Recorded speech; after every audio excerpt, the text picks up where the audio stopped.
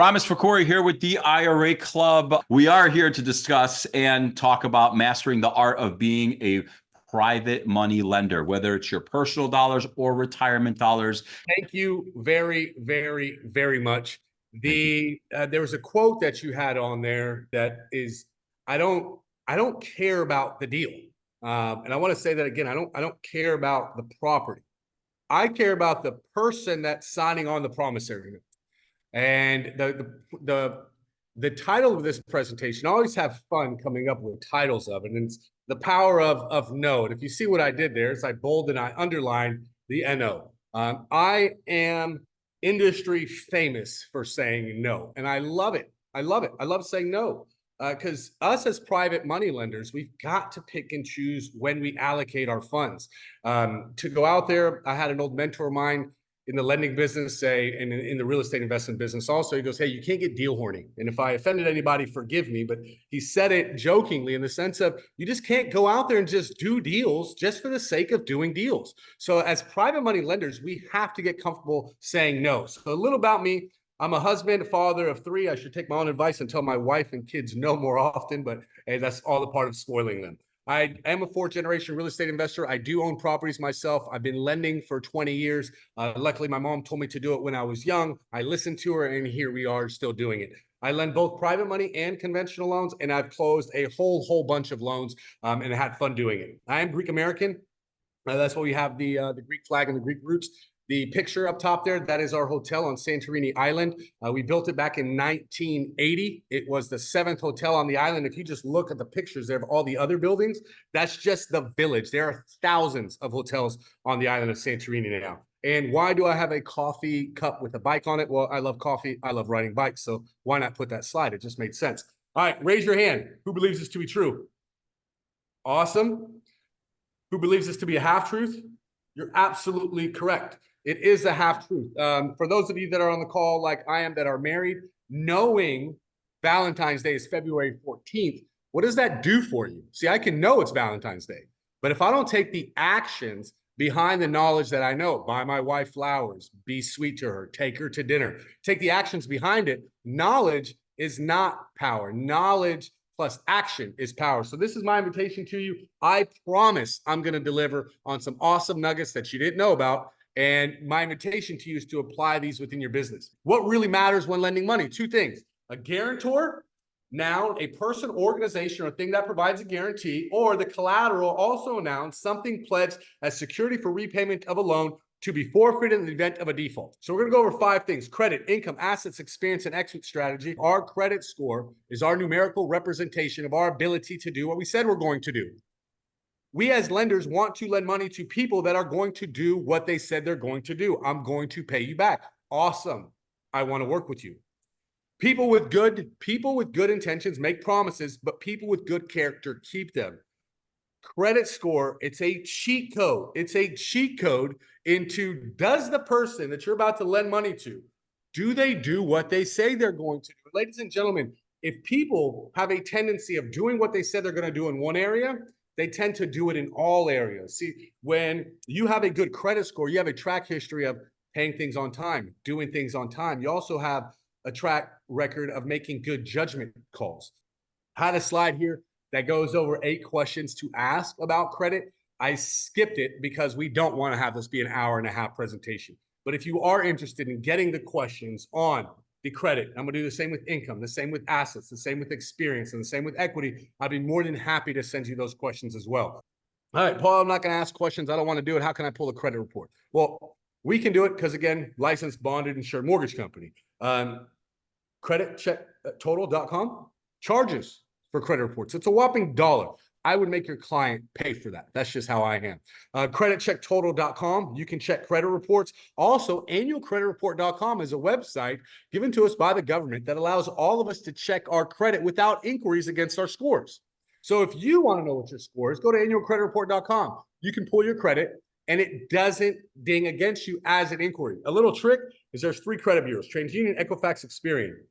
Every 4 months, go to annualcreditreport.com and just pull from TransUnion. Then 4 months later, pull from Equifax. Then 4 months later, pull from Experian. That way, every 4 months, you're monitoring your credit without inquiry. So private lenders take a picture of this websites for you to check your client's credit scores.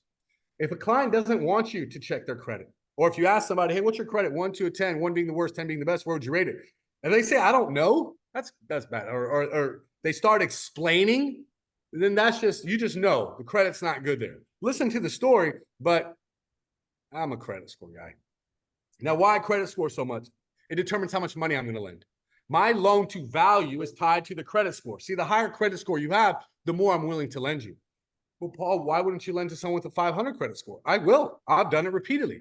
Not 70% loan to value, definitely not 75% loan to value. Maybe we're going to keep you at 55, 60 if we really like the deal, but you're going to have some skin in the game because your prior mistakes or life, whatever it was that caused you to have the bad credit, I can't have that cost me. So I'll lend you less money. The whole secret to private lending is to lend to people with good credit and have them put money down. That's it. You can turn off the webinar right now. That is the secret to private lending. Good credit, good skin in the game. You marry those two things together and just voila, it's a beautiful thing. So why is credit important to me? Because of loan to value. All right, income. It's Murphy's Law, right? Income, CIA, credit income assets. Just have that engraved. Income, very easy to verify. You can Google request for verification of employment. That form pops up. You say, hey, what's your HR department's contact information? I want to send them this form. You send their HR department this form, and it just fills out all their income, and you have it all right there. Well, Paul, they're self-employed. Well, Paul, I don't want to call their HR department. Well, fill in the blank, whatever it is. Ask for their tax returns. Ask for their tax returns to look at income. Now, I care income for two reasons. One, do I need it to refinance them out? And two, well, it's actually one, do they have any IRS liens? See, I'm okay with them taking advantage of all their God-given American tax write-offs and really, really taking advantage of, well, the rules that are there. I love that.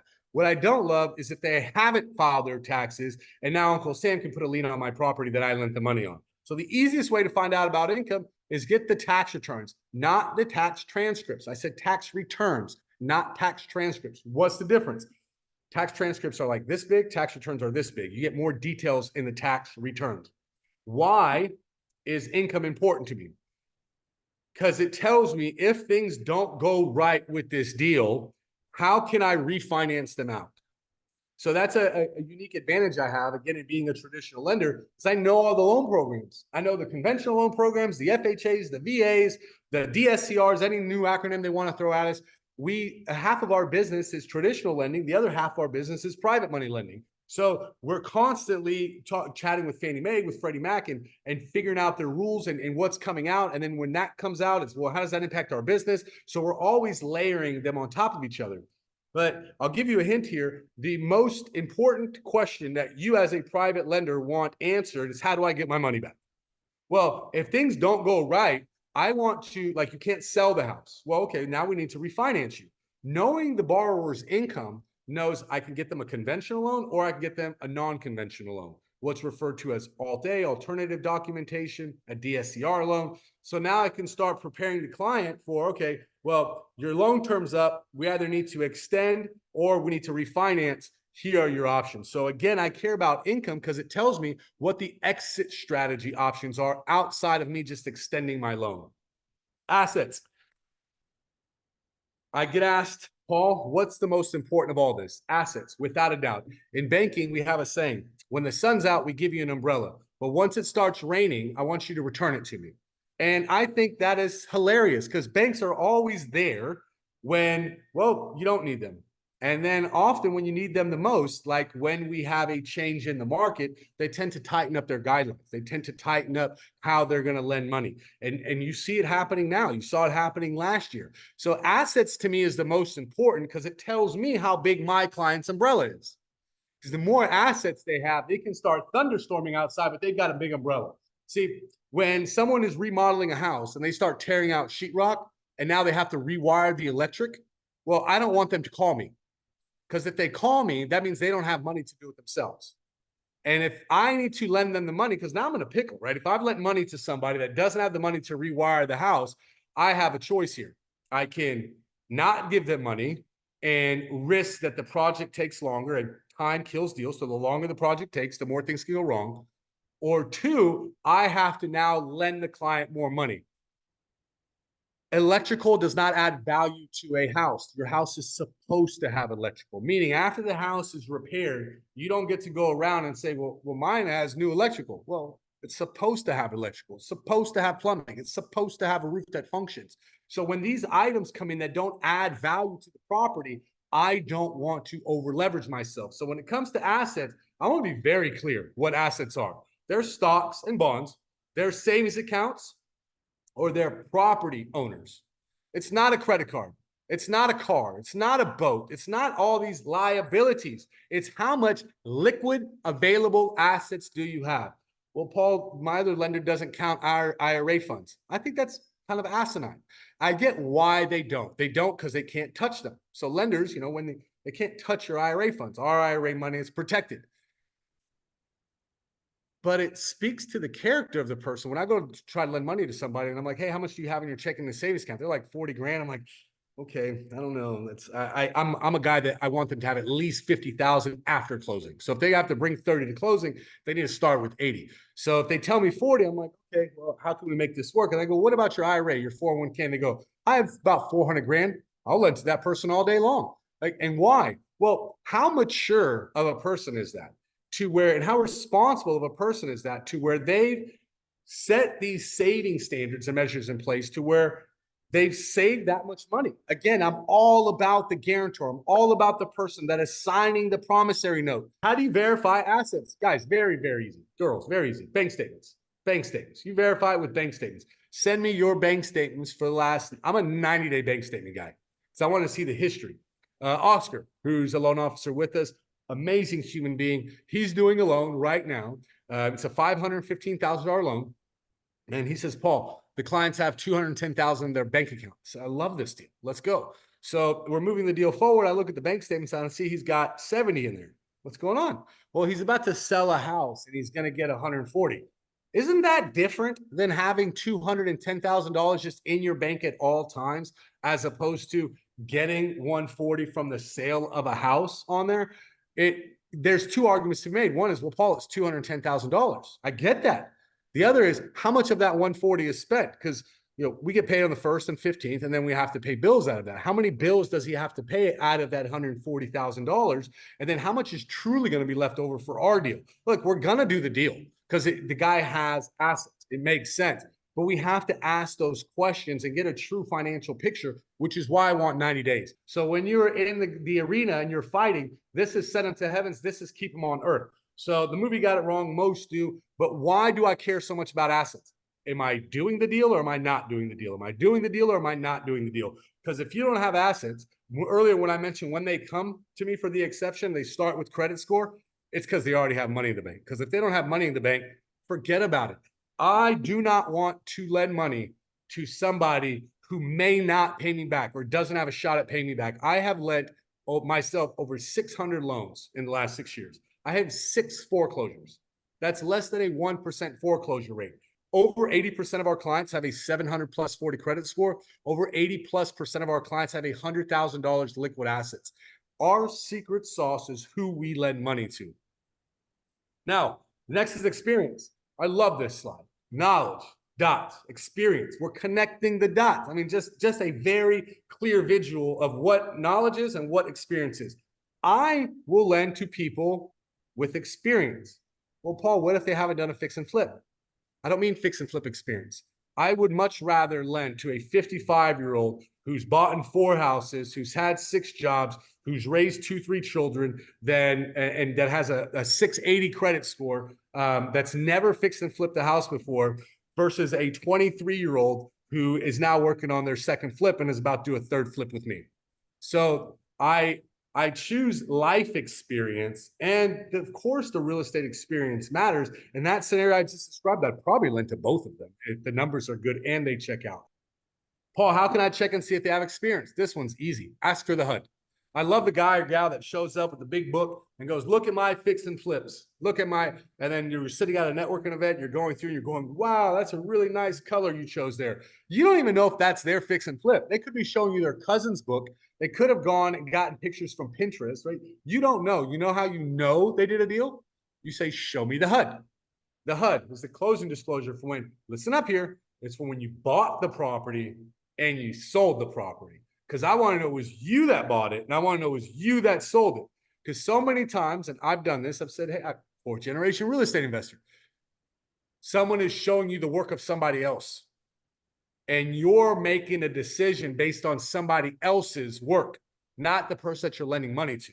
So one of the easiest ways to verify this is with the HUDs, is show me a copy of the HUD when you bought the property, show me a copy of the HUD when you sold the property. Contractors, I don't force my clients to work with certain contractors, but I do always ask, hey, just curious, is your contractor licensed, bonded, and insured? All right, number one question private money lenders should ask is what? Number one question, I hinted to this earlier. Exit strategy, how do I get my money back? Look, I love this by Mark Twain. It's not return on my money I'm interested in, it's the return of my money.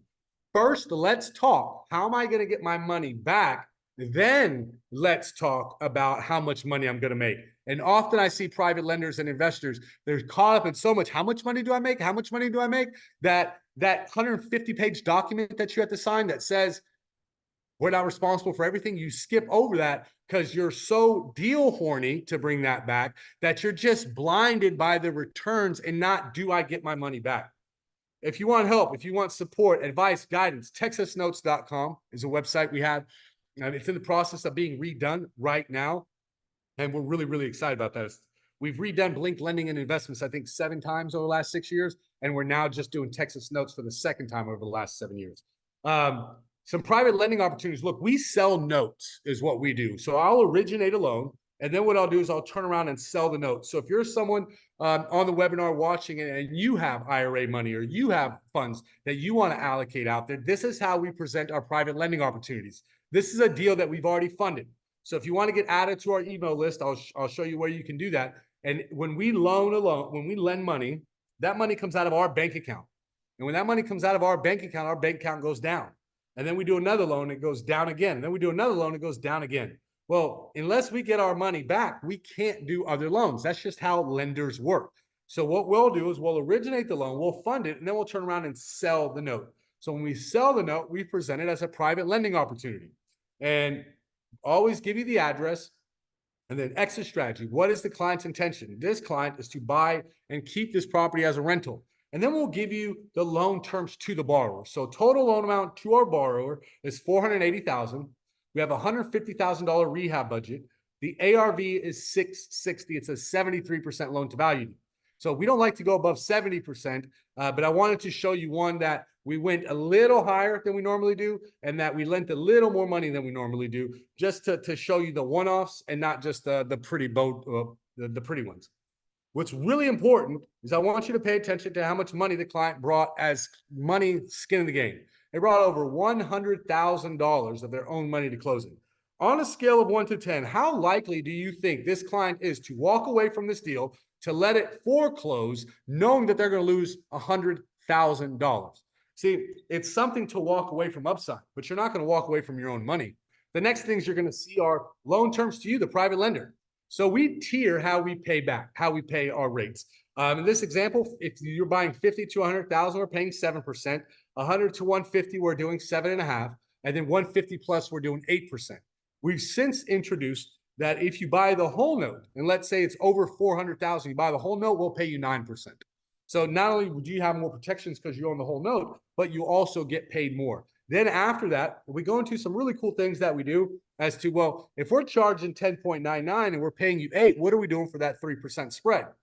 This is cool. We're going to pay for all the recording and the document prep fees. So all of IRA Club's fees, we pay for those. The documents, Kelsey will do them for you. Christy will do them for you, and then send them over, and you just do read and approved. So make that process very, very easy. The transfer and assignment of lien document that shows the world, if you need to, that you're the note holder. See, what's different with us is you're in a first lien position. First lien position. You own the note. So if something goes wrong, you own the asset. So when we're selling you the note, we're putting you in a first lien position. You're not in a pool. It's not some hedge fund. You're not in, I'll say it, pools are for fools. So you're in a first lien position. You have the note. Second is we're going to pay for all the servicing fees. So every month we're going to deposit the money into IRA Club's account. No wire fees are being paid for by you. No bank fees are being paid for by you. We're handling all that. You're just checking in your account. By the 15th of every month, you've received a distribution. Now, I say by the 15th, it's been a long, long time since we've paid past the 10th. So every month before the 10th, the money hits your account. So we're going to manage the deal. On top of that, we're going to make sure the client's doing all the things they're supposed to do. We're going to make sure the payments are being done on time. Right now, it's the 30th of January. So after tomorrow, all property taxes better be paid. We're going to make sure they're kept up to date on insurance. So we're going to do all the things that you should be doing, but we're just going to handle that. That's great. But the coolest thing about all this is we're guaranteeing the notes. See that bottom line? We, Texas Notes, also provide our company guarantee, meaning should the loan default, we are responsible for repaying you, not only the borrower. So now do you know why I only have 6 foreclosures in 6 years? Because I am signing. I'm sitting on my desk right here. Here's our transfer to assignment of lien document. I hope no one's screen slows that down. Well, it's actually recorded public record, so it doesn't matter. So this is what it looks like. It's signed here on the back by myself, notarized, and that gets recorded. And if the borrower doesn't make payments, you are never getting a phone call that says, hey, Jimmy, hey, Jeff, hey, Jane, you know that loan you did on 123 Sesame Street? Well, the borrower hasn't paid us. Check's in the mail. As soon as it gets here, we'll make payments to you. In the meantime, just hang tight. I really, really believe in it. Never have we made that phone call. Instead, it looks something like this. Hey, Jeff, Paul with Blink Lending and Investments. Do you have a quick minute? I do. Awesome. So that deal that we have on 123 Sesame Street, we're going to be moving forward, engaging our foreclosure attorney. Now, Jeff, there's nothing for you to do in this situation. I'm just calling you to keep you aware as to what's going on. Well, Paul, I got payment last month. What do you mean you're going into foreclosure? I know, Jeff, we made that payment. The borrower didn't pay us, but we paid you. We're also going to pay the attorney. We're also going to pay all the costs with that, and we're going to continue to pay your note all the way until it gets paid off. Now, nothing for you to do. I'm going to send you some emails. I'm going to include you with our attorney just in case something happens to me, knock on wood, and tomorrow, blah, blah, blah, blah, blah. You need to take over. This is what you do. Jeff goes, okay, Paul, thank you very much. A month goes by. Hey, Jeff, we're going to auction. Or, hey, Jeff, they paid us off. The point is you have all of this in writing, guarantees in place. So you are just sitting back collecting interest payments, never having to visit the property, never having to do a draw request, never having to check on your funds, never having to engage an attorney, just doing what you're supposed to be doing, which is eating on the right side of the menu and staying those extra few days because of all the stuff that we've done. Then I'm going to tell you about the client, the borrower, active real estate investor, and a repeat client of ours. They're closing in the name of an entity, signing a personal guarantee. Wake up to that one. I don't care if you close in an LLC, in a trust, whatever. I am going to get your personal guarantee unless we're doing a non-recourse loan. Then, by definition, there is no guarantee because that's what we agreed to start off with. I'm going to give you their credit score, 690. I'm going to give you their income. I'm going to give you their liquid assets that's available and what accounts it's in. And then I'm going to tell you about the property, the address, the purchase price, the rehab budget, the after repair value, and then give you comps based on that. If you're interested in joining our list, our private lending network, it's hello@Texas Notes. You can also email me, Paul at Blink Lending. It's also hello@Texas Notes. What we do is when a deal comes out, we send it out on email. If you like it, you reply, hey, Paul, I like the deal. If someone else took it from you, I say, hey, the deal's gone, but guess what? We have another one coming up. And then I send that to you offline without sending it out to others. And then guidelines. What are your lending guidelines? First slide showed Santorini, Greece, where I grew up first 10 years of my life. Right down the hill was a beach. That's where we went every day after school and played as kids and spent our summers. And we swam in a beach called Kamara, and it's all the way towards the end. And what it means is arch.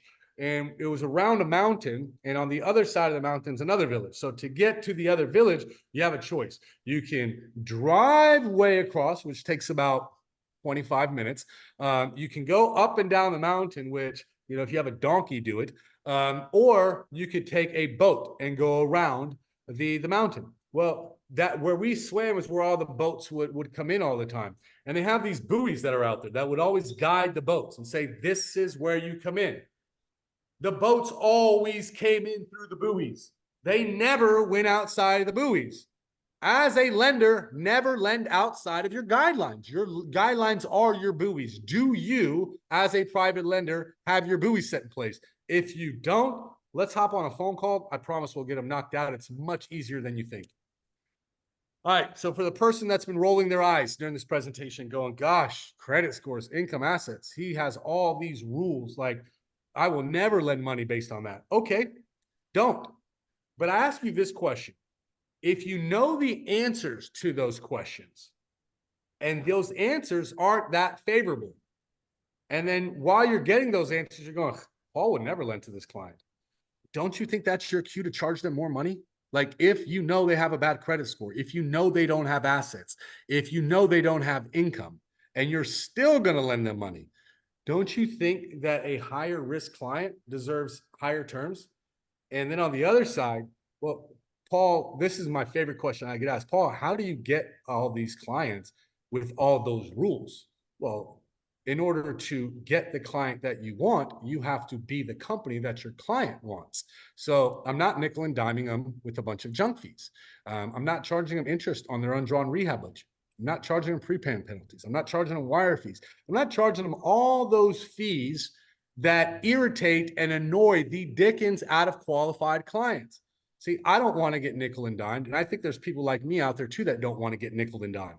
So we don't do junk lending. We don't do the junk fees. We very clearly, here are your terms. This is how we operate.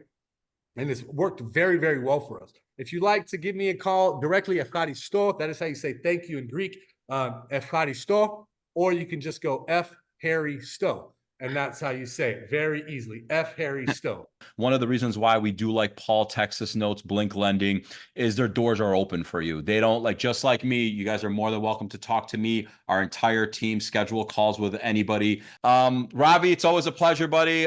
Look forward to hearing from you too. Take care, Paul. Take care, everybody. Till next time. The information contained herein is intended to help the viewer successfully navigate common IRS and Department of Labor requirements to help achieve successful results from their IRA. The information is not intended to replace information from your legal counsel or income tax professional. IRA Club does not offer or sell any investment. All investments have risk.